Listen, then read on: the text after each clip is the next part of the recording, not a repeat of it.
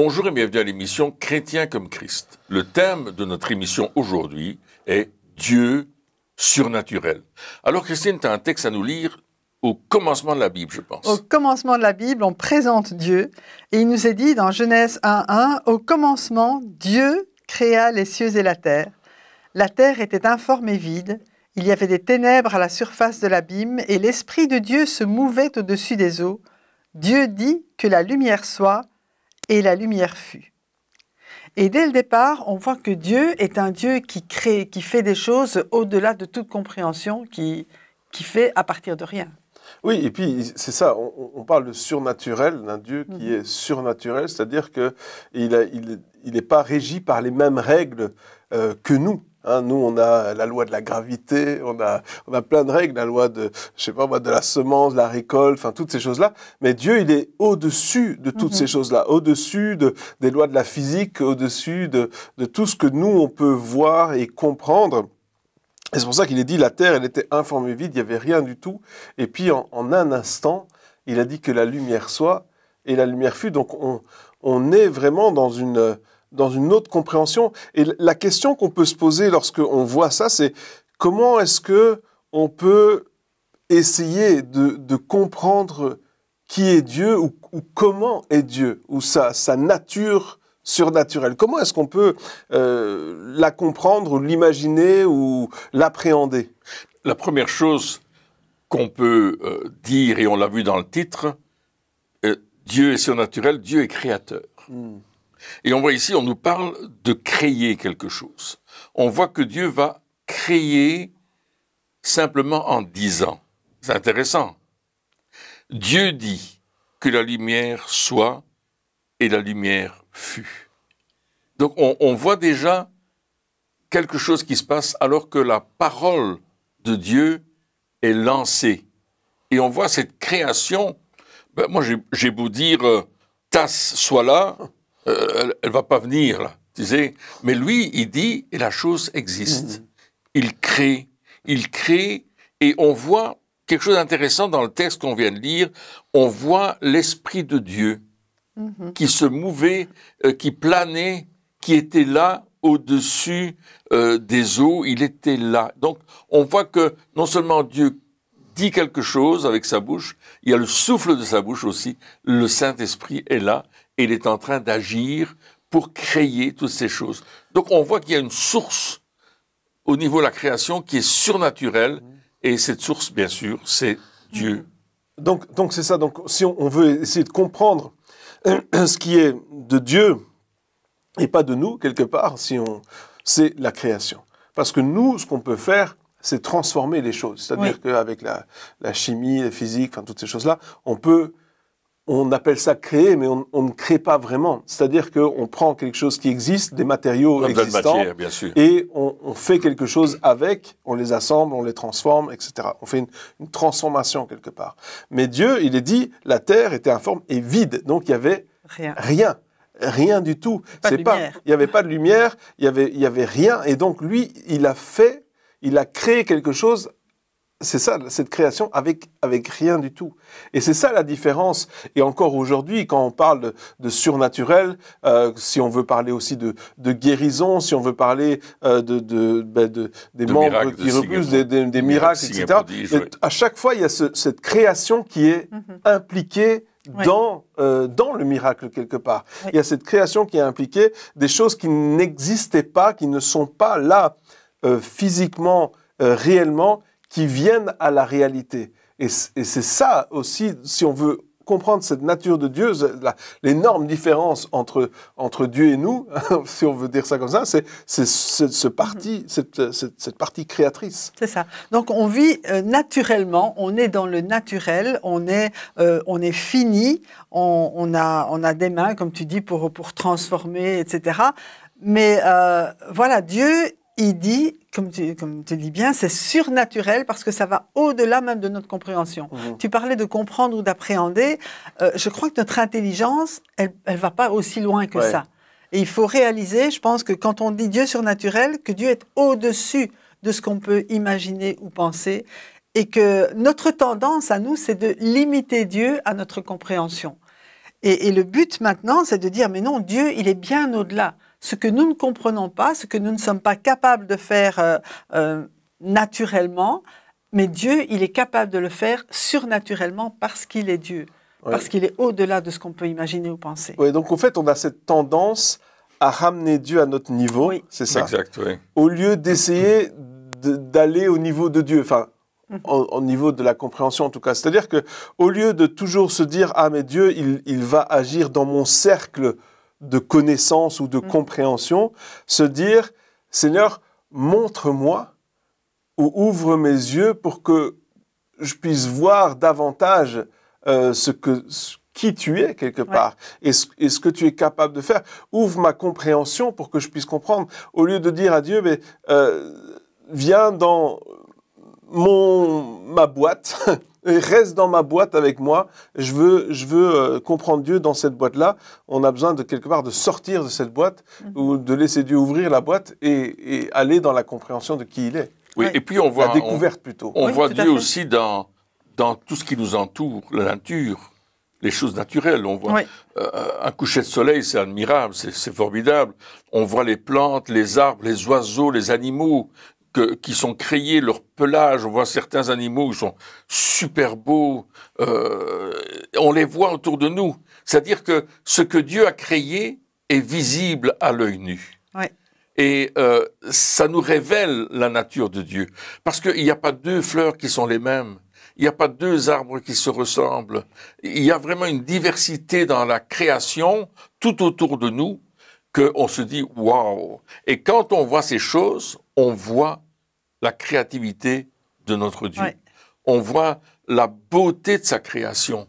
On voit qu'il est raffiné dans ce qu'il crée. Et c'est ça, le surnaturel de Dieu. C'est de le découvrir dans les moindres détails de ce qui nous entoure, premièrement. Et il y a un verset de la Bible qui dit que Dieu donne la vie aux morts et appelle ce qui n'est pas comme si cela était. C'est-à-dire qu'on a toujours... Dieu n'a pas arrêté de créer, il continue de créer des choses. Et il crée même aujourd'hui, comme tu disais, il y a des miracles de guérison, des miracles dans la vie de tous les jours, parce que Dieu est surnaturel. Et en tant que chrétiens, nous sommes appelés à entrer dans cette dimension surnaturelle de Dieu. On va pas tout comprendre. Et je pense qu'on comprend qu'une infinie partie de Dieu, on croit en lui. Mais on va voir Dieu agir dans nos vies si on lui fait confiance. Et c'est ça qui est extraordinaire quand je vois le premier verset de la Bible qui me dit « Dieu créa les cieux et la terre. Dieu créa ceci et cela. » Il va nous créer également, on verra plus tard, il va nous créer. Mais on se dit « Waouh, il est le créateur. » C'est pas un créateur, c'est le seul qui crée de cette façon-là, qui nous crée et qui nous aime. Son amour, on le voit dans la création. Sa beauté, on le voit dans la création. Tout autour de nous. C'est vrai que lorsqu'on parle de création, on a tendance à se dire, ça c'est Genèse, 1, 2, 3, c'est le début, c'est la Genèse. On se dit, la création, c'était. Alors que la création, c'est. Ça continue à être. Ça continue encore. Il y a encore, comme tu dis, des fleurs qui sont créées, mais aussi des enfants qui naissent tous les jours. Et chaque enfant, c'est Dieu qui les crée. Donc il y a cette création qui continue encore aujourd'hui. De la même manière, je fais un petit peu le parallèle entre se dire « Ah, mais Dieu surnaturel, c'était ». C'est-à-dire que on le lit dans l'Ancien Testament, on le lit dans les Actes des Apôtres, on le lit dans la Bible, et on se forge une théorie. Ici on est en train de parler du Dieu surnaturel, on pourrait dire « Ah, mais c'est chouette, c'est une chouette connaissance que je peux avoir. Dieu est surnaturel. Ah, ben chouette, j'ai appris quelque chose aujourd'hui, Dieu est surnaturel. » Et c'est très bien, mais c'est pas ça le but. Lorsqu'on dit « Dieu est créateur », c'est parce qu'il crée encore aujourd'hui, donc ça continue d'agir. Et lorsqu'on dit Dieu est un Dieu surnaturel, c'est parce que encore aujourd'hui, il nous appelle à vivre dans le surnaturel. C'est pas juste à savoir que Dieu est surnaturel, ça change rien à notre vie. Si on sait que Dieu est surnaturel, super, ça change rien à notre vie. Mais si on commence à vivre en fonction de cette connaissance que nous avons, là, à ce moment-là, on va voir les choses changer. C'est la même chose avec la création. Exactement. Donc, Dieu veut nous ouvrir la porte à son surnaturel. Mais c'est vrai que c'est seulement quand on le connaît, lui, quand on lui fait confiance et quand on se soumet à lui qu'il y a cette porte qui est ouverte. Et elle nous a été ouverte par Jésus. Quand Jésus est venu, c'est un peu le surnaturel de Dieu qui est descendu sur la terre. L'accès oui. au Père. L'accès au Père. Il est descendu, il est venu nous révéler encore plus que le surnaturel, pour eux, c'était pas seulement une histoire de la création ou de ce qu'ils avaient entendu, mais que vraiment, Dieu continue à agir. Jésus disait, mon Père agit jusqu'à maintenant, moi aussi, j'agis. Et lorsque Jésus est mort à la croix, et puis après qu'il est monté au ciel, il nous a envoyé le Saint-Esprit en disant, mais vous allez continuer, vous aussi. Vous allez aussi imposer les mains aux malades. Vous allez aussi marcher dans le surnaturel. Jusqu'au moment où je reviens. Donc, oui. Mais je trouve intéressant de penser que Dieu crée encore aujourd'hui. Oui. Parce que s'il ne créait plus aujourd'hui, il n'y aurait plus de vie sur la terre. C'est vrai. Parce qu'il donne la vie. Il donne cette vie à tous les êtres humains. C'est lui qui nous maintient en vie. La Bible dit d'ailleurs à un certain moment que c'est lui qui nous maintient en vie. Et si Dieu ne créait plus, pouf, d'abord il n'existerait plus. Et nous non plus. Donc, alors qu'il existe éternellement, on l'appelle l'éternel. Mais c'est ça. Et en fait, lorsqu'on dit Dieu surnaturel, il y en a qui vont dire, ah oui, mais c'est des grands mots, surnaturel, c'est un mot, mais quelque part, c'est un mot normal, dans le sens où, comme tu disais, si Dieu avait arrêté de créer, eh bien, il n'y aurait plus aucune vie. Et donc, on prend pour acquis, quelque part, les manifestations du surnaturel de Dieu. C'est-à-dire qu'on prend pour acquis le fait qu'il y ait des naissances tous les jours, le fait que l'herbe se renouvelle, le fait que... Enfin, toutes ces choses-là, on se dit, quelque part, c'est normal, c'est les choses... Mais alors que Dieu est impliqué dans chaque création. Dans chaque création, Dieu est impliqué, et ça, on les prend pour acquis en se disant, ça, c'est normal, on sait, c'est normal.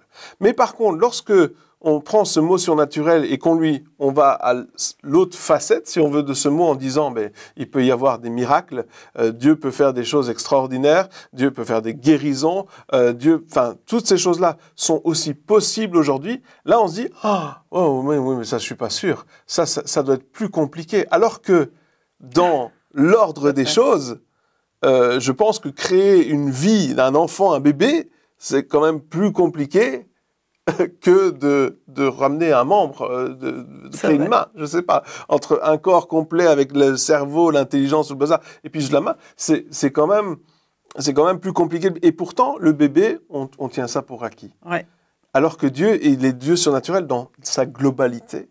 Et donc, si c'est simple, si dans notre façon de penser, c'est naturel de voir des naissances et ce genre de choses, alors, de la même manière, dans notre façon de penser, ça devrait être naturel de voir des miracles, de voir des prodiges, de voir des guérisons, de voir des signes. Ça devrait être quelque chose de tout à fait normal et naturel, parce que Dieu... On devrait vivre dans le surnaturel constamment. Oui, parce que Dieu est ce Dieu surnaturel. Oui, tout à fait. Et donc, c'est juste qu'on met des blocages, on met des blocages en se disant « Ah oui, mais ça, c'est possible. » Et ça l'est pas. Et encore une fois, on revient à notre boîte, où on est dans notre boîte et on se dit « Ah, mais ça, c'est facile pour Dieu. Mais ça doit être plus compliqué. Là, il va falloir un combat spirituel. » Alors que, finalement, c'est vrai. Tout est de l'ordre du surnaturel. Et en fait, ce dans quoi on vit, comme tu dis, on le considère pour acquis. Et quelque part, beaucoup disent que Dieu n'a rien à voir avec ça. Parce que c'est normal.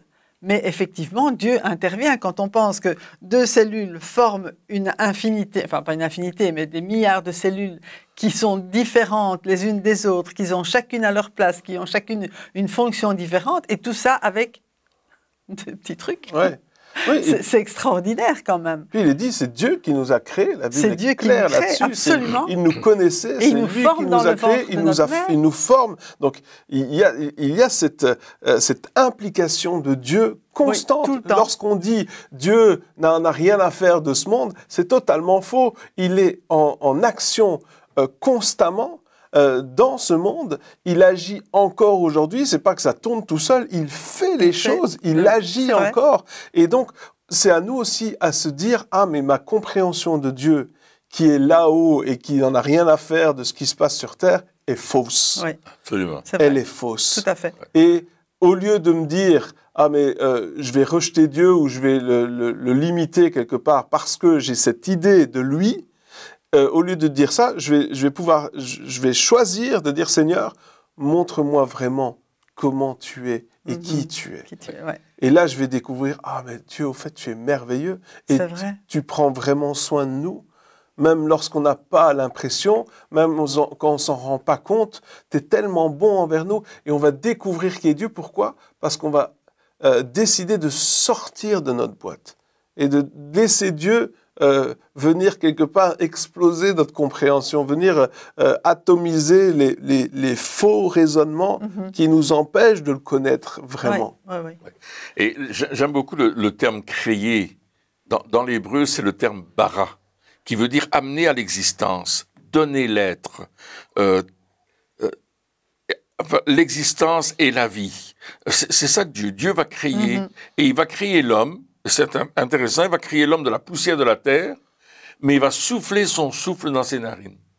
Et il est dit que quand Dieu souffla le souffle dans les narines de l'homme, l'homme devint une âme vivante. C'est extraordinaire.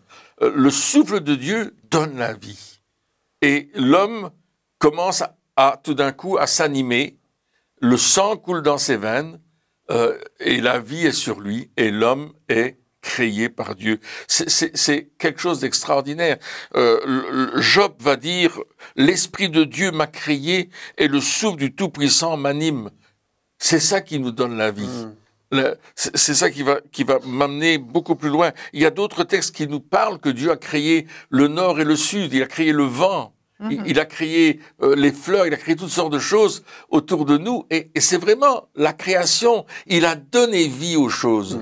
Et on pourrait s'imaginer que il y a quelque chose qui est en noir et blanc et tout d'un coup, boum, boum, boum, on touche et les couleurs commencent à apparaître et l'animation commence à se faire. C'est ça, la création de Dieu. C'est qu'il donne la vie. Son souffle, le souffle de l'Esprit de Dieu, donne la vie et amène nos vies dans le surnaturel de Dieu, c'est-à-dire dans les choses qui sont au-dessus de notre naturel, sur le naturel, surnaturel. Et c'est là, comme tu parlais, de sortir de notre boîte ou de notre compréhension, de nos limites en fait, ou de nos limitations, les limites que nous mettons volontairement à cause de notre éducation, à cause de l'enseignement qu'on a reçu, à cause aussi de toute la science qu'on a développer pour essayer d'expliquer comment les choses fonctionnent. Mais en fait, si on connaît Dieu, on connaît comment Dieu fonctionne. Et il fonctionne toujours d'une façon à nous surprendre. La façon d'agir de Dieu, c'est de nous surprendre. Je me souviens de cet homme qui avait été cogné par un camion. Ça se passait au Canada. Et puis, il était vraiment tordu dans son corps. Et c'est pas très égal comme combat. Non. On a prié pour lui. Il s'est passé des choses. Et puis, il y avait vraiment une jambe qui était beaucoup plus courte que l'autre. Beaucoup. C'était pas un tout petit peu. C'était visible. C'était pas 1 centimètre. C'était beaucoup. Et c'était une école de guérison. Donc, les gens voulaient prier aussi. Et c'est ce qu'il fallait faire. Et puis, à un certain moment, il y a une dame qui prie pour lui, puis il n'y a rien qui se passe directement. Et on comprend, on apprend, donc c'est une école. Et puis, à un certain moment, je dis, écoutez, on va prier. Donc, je pose ma main sur la jambe, je dis, au nom de Jésus. Et à ce moment-là, la jambe pousse. Il y avait peut-être 3 ou 4 centimètres. Le pied se remet droit. Ouais, la jambe se remet en position. Les gens ont crié, ah, c'est pas possible. C'est Dieu, il crée. Dieu a créé ça. Moi, j'ai simplement cru que Dieu pouvait le faire. Et Dieu l'a fait. Et ensemble, parce qu'on était plusieurs, ensemble, on a cru que Dieu allait le faire. Et on l'a vu, de nos yeux vus, ce miracle dans le corps de cet homme. Parce que Dieu crée aujourd'hui. Et il va faire des choses au-delà de notre compréhension, parce qu'il nous aime, parce que nous sommes sa création, et que nous sommes précieux à ses yeux. C'est ça, Dieu. Oui, et puis tu parlais justement donc il y a cette création, et tu parlais de la vie. Et la vie, alors encore une fois, la même chose, c'est la création, on voit ça au début, et la vie, on trouve ça normal, et même beaucoup de personnes n'aiment pas la vie, parce que pour eux, leur vision du mot « vie », c'est juste le fait de pouvoir respirer, hein, souffrir, rater, vivre des choses difficiles. C'est ça, les échecs, c'est la difficulté de la vie aujourd'hui. Donc, on voit donc ce mot « vie », encore une fois, c'est pas ça la vie. C'est-à-dire que lorsque nous, on doit aussi réapprendre la définition des mots. Parce que dans la Bible, on lit des mots. Mais ces mots-là, dans notre compréhension, n'ont pas la même définition que lorsqu'ils ont été écrits. Lorsque Dieu a créé et qu'il a donné le souffle de vie à Adam et puis à Ève, eh bien, cette vie, c'était une vie extraordinaire. C'est-à-dire que c'était une vie abondante, c'était une vie où ils étaient en communication avec Dieu constamment, où ils avaient des conversations, où ils marchaient avec Dieu. C'était une vie où ils découvraient de nouvelles choses. C'était une vie où ils ont pu donner le nom des animaux. Donc, ils ont pu découvrir, imaginez-vous, le nombre de races d'animaux qu'il y a. Alors, nous, on en connaît quelques-unes, mais imaginez, tous étaient là. Donc, c'était juste extraordinaire. Ça, c'était la vie. C'était quelque chose où ils étaient heureux, où il y avait une joie qui était là. Et c'est cette vie-là que Dieu veut nous donner. C'est vrai. Peu importe, c'est une vie qui ne dépend pas justement des circonstances. C'est la vie, le bonheur, la joie, le bien-être. Dieu dit, je vais vous donner la vie et la vie en abondance. La vie en abondance, c'est pas forcément la vie avec un compte en banque rempli, c'est pas ça l'abondance. L'abondance, c'est quand on se dit, waouh, qu'est-ce que je suis bien. On est heureux. Qu'est-ce qu'on est heureux. Ouais. Qu'est-ce que c'est magnifique. Le diable va essayer de nous faire croire que c'est l'argent qui va nous apporter ce bonheur-là. Mais c'est faux. Le bonheur, il vient de Dieu et c'est ça la vie. Absolument. Et encore une fois, dans notre compréhension, on doit dire, Seigneur, je veux vivre ta vie. Pas, je veux avoir ta définition de la vie. Je veux comprendre c'est quoi la vie que toi tu veux me donner. Ouais. En t'écoutant, je me dis, mais vraiment, les moments de joie et de bonheur, c'est les moments d'émerveillement. Comme tu dis, quand on découvre chaque fois ce que Dieu fait, quand on reçoit peut-être quelque chose auquel on ne s'attendait pas, ou bien quand on prend du temps, déjà pour regarder, on parlait de la création tout à l'heure, déjà pour regarder, on aime regarder les animaux, on aime regarder la perfection de Dieu, parfois c'est comme si c'était peint au pinceau, ou bien parfois leur vie, et on est émerveillé par tout ce que Dieu fait. Et chaque fois qu'on est émerveillé, il y a comme un souffle aussi de vie en nous et une joie qui ne dépend pas effectivement des circonstances, mais rien que de découvrir tout ce que Dieu fait, de découvrir la vie déjà aussi autour de nous, mais ça renouvelle aussi cette vie et cette joie d'en savoir plus. Oui, c'est ça. C'est un Dieu surnaturel et un Dieu qui amène la vie. C'est-à-dire qu'il crée là où il n'y a rien. Et dans cette création, il souffle la vie. Et de la même manière, dans notre vie, il veut aussi, il crée là où il n'y a rien, et puis il veut amener la vie là où, même si on est vivant, on est mort. C'est vrai. Même si, lorsque la Bible nous dit que lorsqu'on était sans Dieu, on était comme mort. Et là, lui, il vient et il nous amène la vie. Et cette vie-là, ça fait quelque chose. Quand quelqu'un est mort et qu'après il est vivant, il se comporte pas de la même manière. C'est-à-dire qu'un mort et un vivant, c'est pas la même chose. Non, absolument. Il n'a pas besoin de faire semblant, c'est pas le même. Et de la même manière, lorsqu'on donne notre vie à Jésus, lorsque finalement on vient à la vie, la vraie vie, il y a une différence. Il y a une différence, parce qu'on était mort et maintenant on est vivant. Il y a un texte extraordinaire que Paul nous dira, si quelqu'un est en Christ, il est une nouvelle création, une nouvelle créature. On est recréé à nouveau. C'est-à-dire que le péché, comme tu disais, nous étions morts dans nos péchés, dans nos fautes, etc. C'est ce que Paul dit aux Éphésiens. Et puis là, tout d'un coup, on reçoit la vie de Christ parce qu'on reconnaît que Christ est venu pour nous donner la vie.